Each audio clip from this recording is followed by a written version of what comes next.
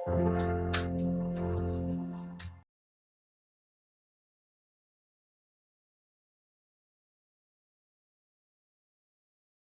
My creative and amazing learners. तो आज मैं आपके साथ डिस्कस करने वाली हूँ आर्टिस्ट नंदलाल बोस के बारे में। जैसे कि आपने लास्ट क्लास का वीडियोस देख लिया होगा। फर्स्ट क्लास थी राजा रवि वर्मा, सेकंड क्लास मैंने बिल्कुल डिटेल्ड में एक्सप्लेन किया था बंगाली स्कूल के बारे में A to Z। अगर अभी तक आपने नहीं देखा है, मिस कर दिया है, तो मैं प्रॉमिस कर रही हूँ कि उनको आप जरूर देखें। A to Z जितने भी डाउट वाले क्वेश्चन है वहाँ पे मैंने फ्रेम कर रखे हैं। एटलीस्ट 5 to 7 बुक्स को कम्युनिकेट करके वो पूरी थ्योरीज को मैं आपके साथ शेयर की हूँ। तो आज मैं डिस्कस करने वाली हूँ a great artist Nandlal Bose. You know who is he? ये कौन है? तो ही was the student of Abanindranath Tagore. Abanindranath Tagore के ये प्रिय शिष्यों में इंक्लूडेड किए जाते हैं नंदलाल बोस और असित कुमार हल्दर। तो आज मैं डिस्कस करूंगी properly brief description Nandlal Bose के बारे में। ठीक है, फिर क्लासेस स्टार्ट करते हैं। आपके लिए एक इन्फॉर्मेशन देना था, जो भी बच्चे पेड क्लास से मुझसे कम्युनिकेट करना चाहते हैं वो करें। अभी आपके पास बहुत स्पेशल ऑफर है, ओनली 1499 रुपीज़ में आप मेरे बैच ज्वाइन कर सकते हैं। वैसे तो इस क्लास का प्राइस जो फ़ी है वो 7499 रुपीज़ है, बट अभी आपका 80% ऑफ चल रहा है। यहाँ पे आपको PDF नोट्स प्रोवाइड कराए जाएंगे, एवरीडे मॉक टेस्ट होगा, everyday unit wise particular 1 by 1 topic wise quiz classes होंगी, डाउट सेशन क्लासेस भी कराई जाएंगी, डेली MCQs क्वेश्चन 200 प्लस आपको देखने को मिलेंगे, लाइव क्लासेस आपकी एवरीडे। क्लासेस स्टार्ट हो चुकी हैं, तो स्टूडेंट जल्दी से आप लोग रजिस्ट्रेशन कर दें। जैसे कि आपको मैंने पहले से ही नोटिफिकेशन दे दिया था कि क्लासेस बहुत जल्दी शुरू होने वाली हैं, तो क्लासेस शुरू हो गई हैं। सभी लोग फटाफट से ज्वाइन कीजिए। इन दिए गए नंबर पे रजिस्ट्रेशन आप करा सकते हैं 8081336164। ओके एवरीवन, चलिए तो फाइनली आपकी क्लासेस स्टार्ट करते हैं। सो आज का टॉपिक है Nandlal Bose. Nandlal Bose he was the student of Abanindranath Tagore and also he was the first teacher of Shantiniketan. Shantiniketan के ये फर्स्ट टीचर कहे जाएंगे। कब इनरोल्ड हुए थे एज ए टीचर? 1922 में। नंदलाल बोस जिनका जन्म 1822-23 समथिंग में हुआ था, इनकी मृत्यु 1966 ईस्वी में 3 दिसंबर 1882-83 मुंगेर बिहार में इनका जन्म हुआ। नंदलाल बोस के फादर राजगंज हावड़ा मूल स्थान के निवासी थे, जिनका नेम था पूर्णचंद्र बसु। नंदलाल बोस की मृत्यु हो जाती है 15 अप्रैल 1966 शांति निकेतन। शांति निकेतन वीरभूमि में ही, मतलब वहीं इनकी डेथ हो जाती है। शांति निकेतन को पहले क्या कहा जाता था? एक छोटा सा, मतलब 1867 ईस्वी के टाइम ड्यूरेशन, 1876 के टाइम ड्यूरेशन की बात है। रविन्द्रनाथ टैगोर के फादर थे, उन्होंने क्या किया था, एक ज़मीन, थोड़ा सा स्पॉल डाउन ज़मीन था, वहाँ पर स्टेबल करके एक कला संस्था खोलते हैं। उसके बाद उसे वीरभूमि में कन्वर्ट कर दिया जाता है 1901 में। फिर उसी वीरभूमि को 1919 में 1919 में क्या नाम से जाना जाने लगता है? इस वीरभूमि को किस नाम से जाना जाता है 1919 में? किस नेम से जानते हैं? तो इसे रिकॉल करते हैं शांति निकेतन कला भवन। कला भवन। फिर इसी कला भवन को इवेल्यूएट करके 1921 में किस नेम से एक्सप्लोर कर दिया जाता है? 1921 में विश्व भारती यूनिवर्सिटी शांति निकेतन। इम्पॉर्टेंट है, ध्यान रखिएगा इसको। नेक्स्ट पॉइंट, इनकी मदर सुक्षेत्र मणि 8 वर्ष की एज में ही इनकी डेथ हो जाती है। इनकी माता की मृत्यु, तो ये ओनली 8 वर्ष के 8 ईयर ओल्ड होते हैं, 8 साल के। कौन होता है 8 year old? Of course Nandlal Bose होंगे। जब भी इसी टाइम ड्यूरेशन में इनकी मदर की डेथ हो जाती है। इनके फादर हैं पूर्णचंद्र बसु, जो इंजीनियरिंग शिल्पी हैं। गुरु कौन थे? तो गुरु जो है इनके अवनींद्रनाथ टैगोर हैं। अवनींद्रनाथ टैगोर के ये प्रिय शिष्यों में इंक्लूडेड किए जाते हैं। शांति निकेतन में इन्होंने एजुकेशन दिया था किसे? नंदलाल बसु को। E.V. हैवेल को महाश्वेता देवी चित्र दिखाकर नंद प्रवेश मिला था। कौन सी पेंटिंग्स? महाश्वेता देवी। ये वाली पेंटिंग जब उन्होंने दिखाया एज लाइक एंट्रेंस कहा जा सकता है कि उस टाइम ड्यूरेशन में भी कुछ एंट्रेंस टाइप का कुछ होता होगा। तो चित्र कौन सा दिखाए? नंद प्रवेश लिए थे। अतुल मिश्रा के कहने पर यहाँ पर गए थे। अतुल मिश्रा के सजेशंस पर वो यहाँ पे एज ए टीचर जाते हैं। और श्वेता देवी कौन होती है? तो श्वेता देवी की पेंटिंग्स उन्होंने शो की थी। किसने? नंदलाल बोस ने E.V. हैवेल को। देन यहाँ पे एज ए स्टूडेंट इनरोल्ड होते हैं। अभी स्टूडेंट की बात हो रही है, क्योंकि बाद में टीचर बनते हैं ना 1922 में। शिक्षण कार्य 1922 से 51 तक कहाँ पर करते हैं? 1922 to 15 1951 time duration Shanti Niketan कला भवन। 1907 ईस्वी में Indian society of oriental art का इस्टेब्लिशमेंट होता है। देखिए जब भी मैं नोट्स बनाती हूँ तो साथ के साथ लिखती हूँ, ताकि ये सारी चीज़ें काफ़ी बार पूछी गई हैं तो रिकॉल भी करना बहुत ज़रूरी होता है। तो आपको पता है ना 1907 में किसने किया था, ये आप मुझे कमेंट सेक्शन में बताएंगे। फिर भी मैं आपको नियर अबाउट एक हिंट दे देती हूँ। अवनीनाथ टैगोर के ब्रदर ने किया था, जिनका जन्म हुआ था 1876 में। मेक श्योर कि आप समझ गए होंगे। तो मैं आपके कमेंट्स का वेट ज़रूर करूँगी, और जिन्हें नहीं पता होगा वो भी कमेंट कीजिएगा, मैं आपके कमेंट का रिप्लाई भी दूँगी। 1907 ईस्वी में उन्होंने इस्टेबल किया, जिनका जन्म 1867 में होता है। ठीक है, अब आप सर्च कीजिए कि 1867 में किसका जन्म होता है और अवनीनाथ टैगोर के बड़े भाई कौन होते हैं। क्लियर? मुझे यकीन है सभी को पता भी होगा, फिर भी बस मैं आप लोगों के लिए एक ये HW होमवर्क आपको दे रही हूँ। उसके बाद देखिए इंपॉर्टेंट क्या है, यहाँ पर 30 यूरोपियन प्लस 5 इंडियन मेंबर्स होते हैं। कभी कभी 35 मेंशन किया जाता है, कभी कभी 30। तो कभी देखिए दोनों याद रखिएगा, 25 यूरोपियन प्लस 5 इंडियन। तो ये दोनों का रेशियो आपको ध्यान में रखना है। जिस तरह भी एग्जामिनर क्वेश्चन पुटअप करें, आपको दोनों थ्योरीज पता होनी चाहिए। 1916 ईस्वी में इसका पुनर्गठन हुआ। 1915 से 1917 ईस्वी में विचित्रा क्लब का इस्टेब्लिशमेंट हो जाता है। औपचारिक रूप से कला भवन में एजुकेशन कब देते हैं? 1922 से 52 तक, जो मैंने यहाँ पे साइड में मेंशन कर रखा है। नेक्स्ट पॉइंट देखिए, 1901 ईस्वी में शांति निकेतन की स्थापना, 1919 ईस्वी में कला भवन की स्थापना, और भारतीय कला के तीर्थ स्थल भी कहे गए हैं इनको।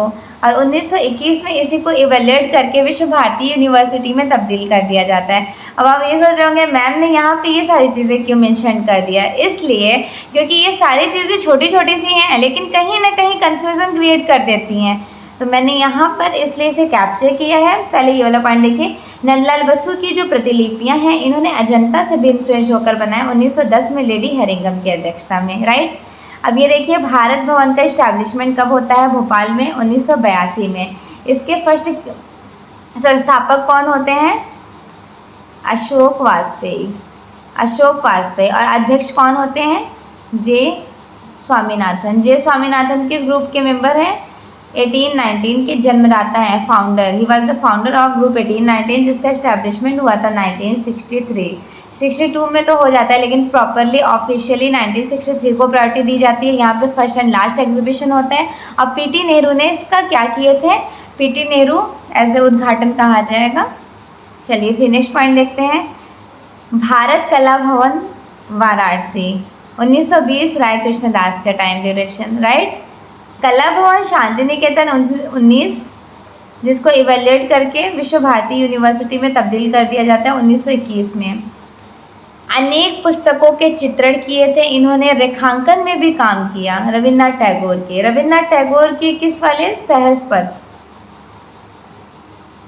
सहज पथ पर पेंटिंग्स बनाए थे नंदलाल बसु।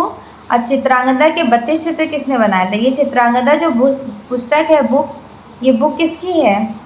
ये बुक है रविन्द्रनाथ टैगोर की। रविन्द्रनाथ टैगोर की बुक है चित्रांगदा भी और सहज पथ। चित्रांगदा के 32 पेंटिंग्स किसने बनाए थे?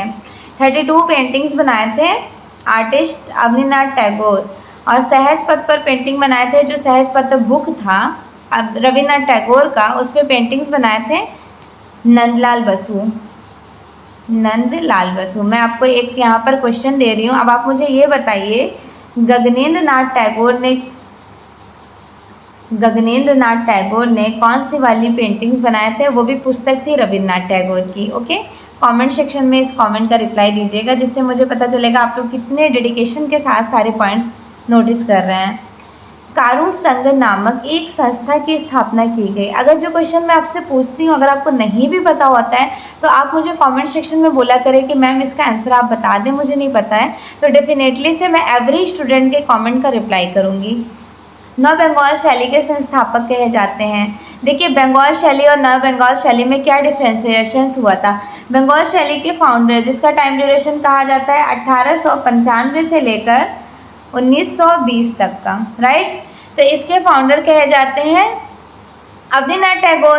अवनीनाथ टैगोर के स्टूडेंट नंदलाल बसु ने एक न्यू क्रिएट किए हैं school new Bengal. Just minor सा डिफरेंस हुआ है, वहाँ पर प्रॉपरली बंगाल स्कूल में वॉश टेक्निक में वर्क हुआ था, वॉश टेक्निक वाटर कलर में। तो यहाँ पे चेंजेस क्या हुआ है, यहाँ पे चेंजेस ये हुआ है न्यू बंगाल के आर्टिस्ट ने टेम्परा कलर्स को भी यूज़ कर लिए थे, इसलिए कहा गया है new Bengal. Next, new Bengal शैली के संस्थापक थे, कौन थे? अब नंदलाल बसु थे। चीनी, जापानीज, मलाया या फिर श्रीलंका की यात्रा भी इन्होंने की। भारतीय कला का मक्का मदीना आधुनिक संग्रहालय में इनका चित्रित है, संग्रहित है। भारतीय कला का तीर्थ शांति निकेतन में है। नंदलाल बसु के बारे में देखिए, इनके जो फादर हैं पूर्णचंद्र बसु वो इंजीनियरिंग और मदर जो थी वो क्षेत्रमणि। टाइम तो आपको पता ही है, मुंगेर जिला खड़गपुर। 1905 ईस्वी में इनका टाइम क्यों इम्पोर्टेंट होता है? जस्ट बिकॉज 1905 में अवनीनाथ टैगोर कोलकाता यूनिवर्सिटी कोलकाता विश्वविद्यालय में प्रवेश लेते हैं। तो इस टाइम में इनके टीचर कौन होते हैं? अवनींद्रनाथ टैगोर से। और उसके बाद 1922 ईस्वी में ये शांति निकेतन में एज ए टीचर इनरोल्ड हो जाते हैं। कब तक रहते हैं? 1922 से 1951 तक, राइट। कोलकाता यूनिवर्सिटी में प्रवेश लेते हैं और इस समय महाश्वेता नामक चित्र लेकर गए थे। पहले क्या होता था, जैसे फॉर एग्जांपल मैंने BFA MFA कर रखा है, तो होता क्या है MFA में इनरोलमेंट के बाद आपका, जैसे आपने MFA एंट्रेंस क्वालिफाई कर लिया, सिलेक्शन ले लिए, एंट्रेंस के बाद आपको अपना पोर्टफोलियो लेकर जाना होगा। उस पोर्टफोलियो के बेसिस पे आपका सिलेक्शन होगा। फॉर एग्जांपल अभी आप PGT में सिलेक्शन लेंगे, UP PGT में, तो PGT में आपका इंटरव्यू होगा ना, तो इंटरव्यू में आपको कुछ आर्ट वर्क को लेकर जाने होंगे, selected and based art work. उस आर्ट वर्क के थ्रू आपका इंटरव्यू में सिलेक्शन होना है, उससे एक क्लियरिफाई होता है कि आर्टिस्ट की पेंटिंग कैसी है। तो उस टाइम ड्यूरेशन में जब ये 1905 ईस्वी में इनरोल्ड हो रहे थे एज ए स्टूडेंट, तो यहाँ पर ये कौन सी वाली पेंटिंग्स लेकर जाते हैं? महाश्वेता वाली लेकर जाते हैं। इसे देखकर E.V. हैवेल ने अवनीनाथ टैगोर के सानिध्य में शिक्षा लेने भेजा। E.V. हैवेल वहाँ पर हेड होते हैं। जैसे कि आपको पता है कि 1884 ईस्वी में एज ए टीचर इनरोल्ड होते हैं E.V. हैवेल। कहाँ पर? मद्रास कला विद्यालय। उसके बाद 1896 में एज ए टीचर इनरोल्ड हो जाते हैं E.V. हैवेल यहाँ पर कोलकाता में। तो अवनीनाथ टैगोर पहले उप प्राचार्य होते हैं 1898 में, स्थायी रूप से प्राचार्य बनते हैं 1905 में। तो पहले प्रायोरिटी दी जाएगी फॉरेनर्स में E.V. हैवेल को, ये पॉइंट आपको ध्यान में रखना है। नेक्स्ट, 1908 ईस्वी में Indian society of oriental art नामक प्रथम प्रदर्शनी में सती का देह त्याग शिष्य पे इन्होंने जो पेंटिंग्स को रिप्रेजेंट किए थे, 5 रुपये का इनको पुरस्कार भी प्राप्त हुआ था। This one is very very important. उस टाइम में 5 रुपये वाले अवार्ड बहुत मायने रखते हैं, ठीक है। आज के कितने साल पहले की बात है। तो 1908 ईस्वी में Indian society of oriental art की तरफ से फर्स्ट एग्जीबिशन में सती का देह त्याग ये वाली पेंटिंग शीर्षक पर इनको 5 रुपीज़ अवार्ड से अवॉर्डेड किया गया। 1909 से 10 में लेडी हेरिंगम की अध्यक्षता में कौन कौन? लियो क्लॉचर, नंदलाल बसु हो गए, असित कुमार हल्दर, समरेंद्र नाथ गुप्त, ये सारे लोगों ने मिलकर प्रतिलिपियां बनाई, जो 1915 में 1910 में देखिए प्रतिलिपियां बनाते हैं, 1910 में प्रतिलिपियां बनाते हैं और 1915 में लेडी हेरिंगम की अध्यक्षता में ये फिर पब्लिश्ड हो जाता है, प्रकाशित। 1914 इस टाइम ड्यूरेशन में इन्होंने क्या किया? अध्यापक कार्य पूर्ण हो जाने पर पर्सी ब्राउन ने कोलकाता यूनिवर्सिटी में अध्यापक के लिए इनको आमंत्रित किया था, किंतु नंदलाल बसु अध्यापक के लिए मना कर देते हैं। नेक्स्ट पॉइंट, इन्होंने सर जगदीश चंद्र बसु के विज्ञापन भवन एवं रविन्द्रनाथ टैगोर की काव्य संग्रह पर भी चित्रण कार्य किया था। 1918 ईस्वी का टाइम क्यों इम्पोर्टेंट है? क्योंकि Indian society of oriental art में भी कुछ समय में शिक्षण कार्य इन्होंने किया। कुछ समय के लिए शिक्षण कार्य कहाँ करते हैं? Indian society of oriental art में। 1919 ईस्वी में शांति निकेतन चले गए और यहाँ पर इन्होंने शिक्षण कार्य प्रॉपरली किया। फिर 1921 ईस्वी में ये बाघ की प्रतिलिपियाँ बनाने में लग जाते हैं। आपको पता है ना कि 1921 ईस्वी में इन्होंने बनाया बाघ गुफा की प्रतिलिपियाँ। तो 1920 में किसने बनाए थे? 1920 में बनाए थे जिन्होंने भारत में एचिंग टेक्निक का इन्वेंशन किया था। किसने किया था भारत में एचिंग टेक्निक का इन्वेंशन? उनका नेम था Mukul Chandra Dey. Mukul Chandra Dey. My first etching इनकी बुक है। बाघ गुफा जिसकी खोज 1828 में डेंजरफील्ड के द्वारा किया गया था। बाघ में टोटल 9 गुफाएं हैं। कौन कौन सी क्रोनोलॉजिकल सीक्वेंस आपके एग्जाम में पूछा जा सकता है, क्योंकि काफ़ी बार पूछा गया है। जैसे गृह गुफा, 5 पांडव, हाथी खाना, रंग महल, पाठशाला, शिक्षकों का निवास स्थान। उसके बाद 7, 8, 9 जो 3 केव्स बच रहे हैं, 7, 8 और 9, ये प्रॉपरली क्लोज होने के कारण इनका कोई नामकरण नहीं किया गया। बाघ की गुफा ये प्रॉपरली विहार केव है, विहार गुफा। विहार क्या होता है ये इंपॉर्टेंट है। चैत्य और विहार 2 टाइप्स के पार्ट होते हैं जो आपको मैंने एक्सप्लेन किया था अजंता केव्स में। तो चैत्य बेसिकली प्रेयर हॉल को कहा जाता है, विहारा as like included. For example जहाँ पर बौद्ध भिक्षु स्टे करते थे, रहा करते थे, उनको विहार कहा जाता है। नेक्स्ट पॉइंट है 1922 ईस्वी में कला भवन में अध्यक्ष के रूप में एज ए टीचर ये प्रॉपरली इनरोल्ड हो जाते हैं 1922 में। 1924 ईस्वी में रविन्द्रनाथ टैगोर के साथ बर्मा, मलाया, चीन इत्यादि स्थानों पर ये विजिट करते हैं। श्रीलंका भी गए थे 1934 में। 1934 में इन्होंने श्रीलंका भी विजिट किया। आप इससे पहले वाली क्लासेस आई थिंक देखा होगा आप लोगों ने मेरा, तो उसमें मैं अवनीनाथ टैगोर के सारे स्टूडेंट के बारे में मेंशन की थी। तो आप मुझे कमेंट सेक्शन में बताइएगा कि श्रीलंका में अवनीनाथ टैगोर के कौन से स्टूडेंट गए थे। ओके।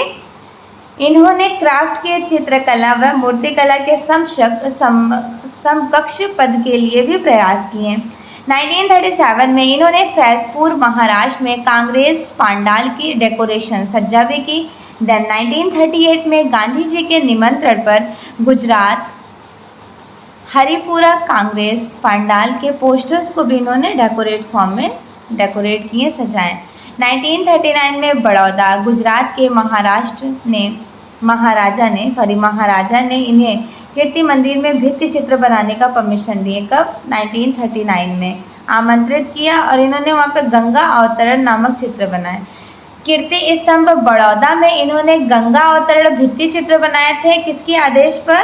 महाराजा ने उनको एज ए आर्टिस्ट इनवाइट किया था 1939 के टाइम में।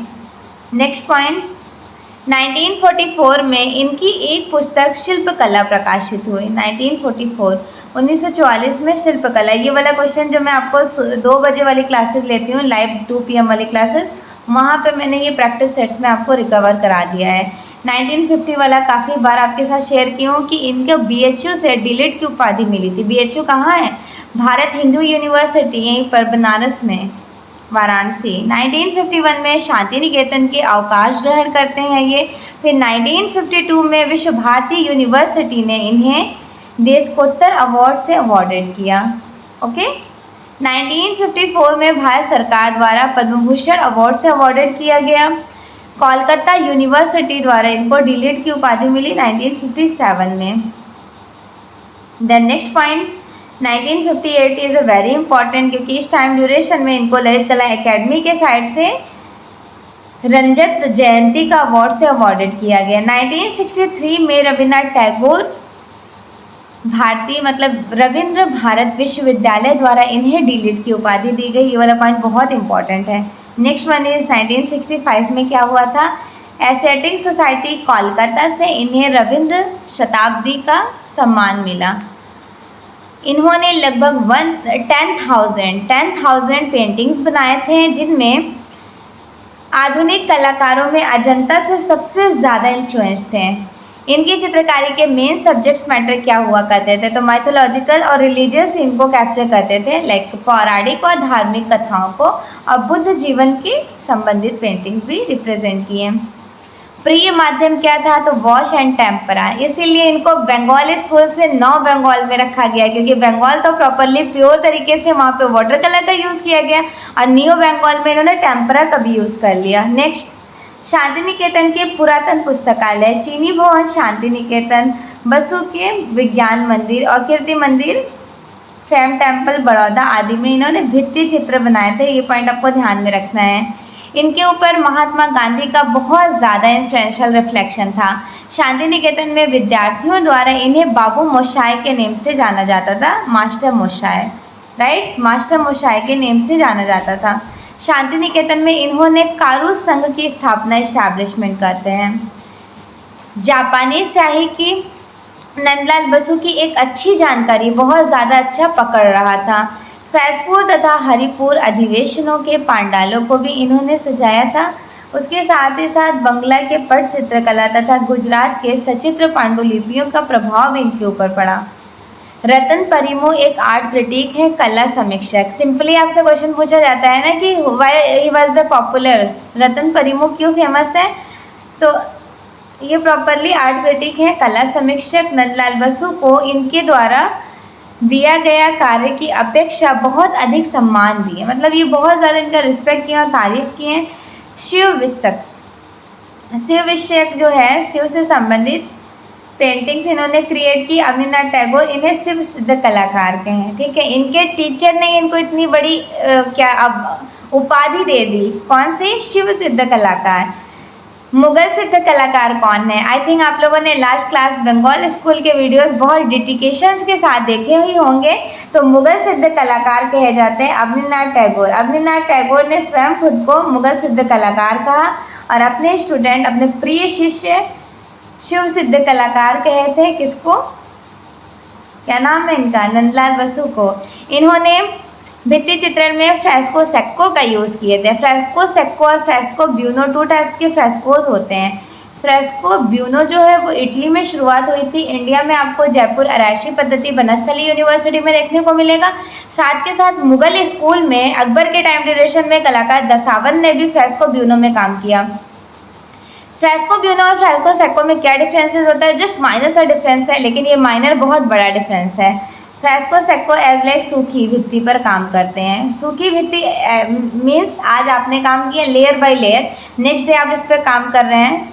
और fresco buono on the spot complete करना होता है। इसका एक बेस्ट एग्जांपल मैं आपको देती हूँ। जब घर बनता है तो नींव पड़ने के बाद जो यहाँ पे ढलैया किया जाता है तो वो पूरा 1 डेज में ही प्रोसेस कंप्लीट करना होता है, बाई हुक बाई कुक, किसी भी हालत में जो ऊपर प्लांट डालते हैं, प्लाटन डालते हैं। क्लियर? तो वही बात कही जा रही है, इनको फ्रेस्को ब्यूनो में आप सेलेक्ट कर सकते हैं। वैसे तो इटली में शुरुआत हुआ है फ्रेस्को ब्यूनो टेक्निक। और फ्रेस्को ब्यूनो और फ्रेस्को सेक्को में एक इंपॉर्टेंट चीज़ आपको बता दे रही हूँ, फ्रेस्को सेक्को के कंपेयर में ब्यूनो ज़्यादा स्ट्रॉन्ग होता है, ज़्यादा टाइम ड्यूरेशन तक ये चलता है। और सेक्को में क्या होता है, थोड़े टाइम में भित्ति से गिर के, टूट के, उखड़ के गिरने का डर होता है। इनके छापा चित्र जो होते थे उभार सतह, ज़्यादा से ज़्यादा इन्होंने वुड कट में, लिनो कट में काम किया है। लिनो कट का इनका क्या फेमस था, लिनो कट में इन्होंने जो डांडी मार्च बनाए थे, और वुड कट में भी इन्होंने काम किया। वुड कट, लिनो कट में इस तरह का सरफेस होता है, ऊपर की ओर चित्र का इम्प्रेशन लेना होता है with the help of roller. इस तरह के रोलर्स होते हैं, उनकी हेल्प से एक प्लेट होता है, वो भी बॉन चाइना, चीनी मिट्टी का प्लेट होता है। इस प्लेट में इंक लेते हैं, इस रोलर से इंक फिल करके यहाँ पर लिनो शीट पे अप्लाई करते हैं। अप्लाई करने के बाद देन पेपर मशीन होती हैं, प्रॉपरली डिपार्टमेंट्स में होती हैं, फाइन आर्ट डिपार्टमेंट्स में इस तरह की मशीनें होती हैं। यहाँ पर डालते हैं, डालने के बाद अलग साइड में निकल करके जब उसको हटाएंगे तो प्रॉपर ही उस शीट से हटाने के बाद एज लाइक सेम एक्सप्रेशन जैसा आपने क्रिएट किया है उसका अपोजिट बनकर आता है। ध्यान रखिएगा, as like opposite, mirror image. For example आपने सी लिखा, सी, तो ये सी ऐसे थोड़ी नहीं लिखना होगा। जब आप अपने लिनो शीट या फिर वुड कट में लिखेंगे तो इसको अपोजिट लिखेंगे, देन जब प्रिंट लेंगे तो ये वाला शीट में सी निकल कर आएगा। नेक्स्ट, स्वाधीन भारत के संविधान की पांडुलिपि के मुख्य पृष्ठ पर इनके निर्देशन में 22 चित्र बनाए गए थे। नंदलाल बसु ने यूरोपीय चित्रकारों जैसे रफेल कौन है, रफेल जो हाई रेनेसेंस आर्टिस्ट हैं, हाई रेनेसेंस आर्ट मूवमेंट से बिलोंग करते हैं, जिनका जन्म हुआ था 1483 में। 1483 में मुगल स्कूल में किसका हुआ था, बाबर का जन्म हुआ था। ओके, तो बाबर और रफेल का सेम टाइम ड्यूरेशन। नेक्स्ट है माइकल एंजेलो। माइकल एंजेलो भी हाई रेनेसेंस आर्टिस्ट है, जिनका जन्म हुआ था 1475 में। इनका बहुत ज़्यादा प्रभाव था। भारतीय चित्रकार में राजा रवि वर्मा की अनुकृतियाँ as like copy work ready करते थे। Clear? Next point, Rabindranath Tagore द्वारा लिखित काव्य संग्रह के लिए इन्होंने छायानिका और गीत वृत्तांत चित्रण रिप्रेजेंट किए। भारत के प्रथम चित्रकार थे जिनके कलाकृतियों के ऊपर रंगीन चित्रवृत्ति डॉक्यूमेंट्री फिल्म तैयार की गई थी। इन्होंने सिस्टर निवेदिता की पुस्तक का भी चित्रण किया, myths and list of Hindus and Buddhism में, बहुत इम्पोर्टेंस है ये वाला पुस्तक, बुक काफ़ी बार पूछी गई हैं। इन्होंने सहज पथ की पेंटिंग्स रिप्रेजेंट किए थे। किसका है सहज पथ? ये वाली पुस्तक जो है ये आर्टिस्ट रविन्द्रनाथ टैगोर की है। और इन्होंने गीतांजलि पर भी पेंटिंग्स को रिप्रेजेंट किए हैं। नंदलाल बसु ने अपने एक चित्र में पांडलों के साथ साथ हिमालरोहण तंच पद्धति में भी प्रयोग किए। 15 फीट लंबा चित्र रिप्रेजेंट किए थे। 1 घंटे में बना दिया था इन्होंने इतनी बड़ी पेंटिंग्स। नंदलाल बसु ने गांधी जी के असहयोग तथा नमक आंदोलन में भी भाग लिए। भारतीय आंदोलन का सक्रिय कलाकार कहे जाते हैं। पालमी व लखनऊ पांडव को भी इन्होंने सजाया था। 1928 में शांति निकेतन हल कृष्ण उत्सव की स्मृति में एक विशाल भित्ति चित्र फ्रेस्को ब्यूनो टेक्निक में रिप्रेजेंट करते हैं। नंदलाल बसु को न्यू बंगाल शैली का जनक कहा जाता है, न्यू बंगाल शैली के फाउंडर। इनके प्रमुख शिष्य दे आर ओनली 3, और वैसे ये तीनों का आपको नाम याद रखना है। एक और शिष्य है जो यहाँ पे मैंने मेंशन करना मिस कर दिया है, उनका नाम आप बताइए क्या हो सकते हैं। देखिए प्रमुख शिष्य हैं ये रामकिंकर बैच, विनोद बिहारी मुखर्जी, केजी सुब्रमण्यम, और एक और है उनका नेम है सुधीर रंजन खास्तगीर। क्लियर।